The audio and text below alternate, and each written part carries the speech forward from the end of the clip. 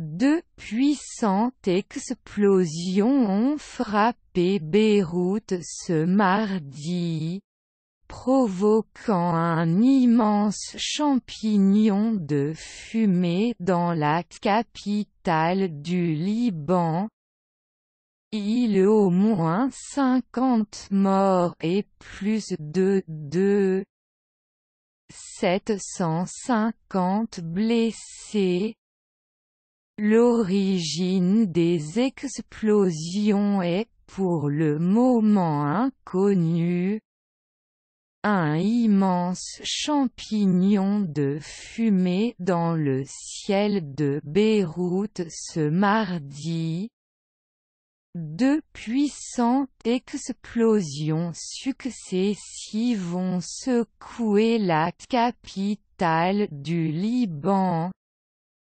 L'explosion eut lieu dans le port de Beyrouth et provoqué des dizaines de blessés, indiquait une source de sécurité.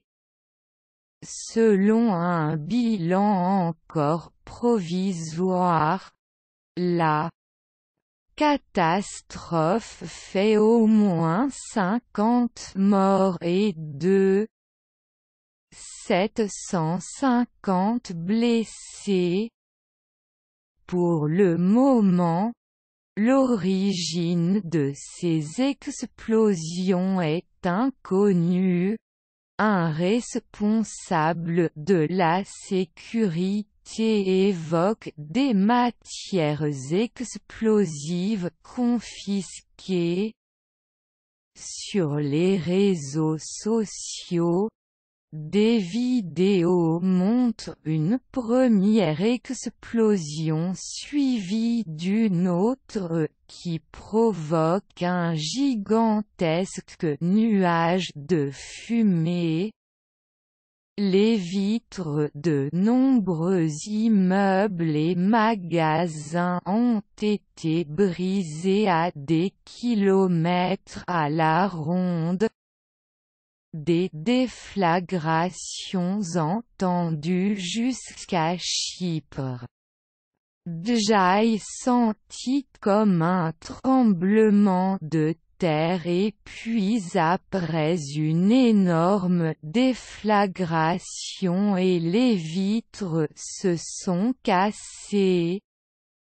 Djaï sentit que c'était plus fort que l'explosion lors de l'assassinat de Rafik Hariri en 2005, provoqué par une camionnette bourrée d'explosifs, déclaré à l'AFP une Libanaise dans le centre ville de Beyrouth.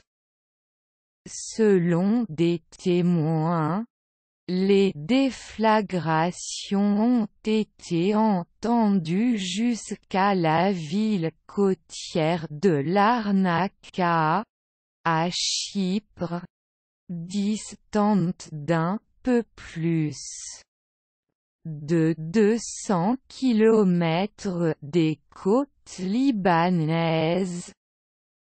Les médias locaux ont diffusé des images de personnes coincées sous des décombres, certaines couvertes de sang. Les immeubles ont tremblé, tweeté un habitant de la capitale libanaise. Toutes les vitres de mon appartement ont explosé. Il ajoutait. Le secteur du port était bouclé par les forces de sécurité. Les hôpitaux de la capitale sont tout pleins de blessés, expliquait le ministre libanais de la Santé, appelant à transporter les autres blessés vers des établissements de la banlieue. Des voitures, avec leurs airbags gonflés, mais aussi des bus ont été abandonnés au beau milieu des routes et de l'autoroute proche du port. Un navire arrimé face au port de Beyrouth également prit feu. L'origine des explosions incertaines. Violentes explosions pourraient être dues à des matières explosives confisquées et stockées dans un entrepôt.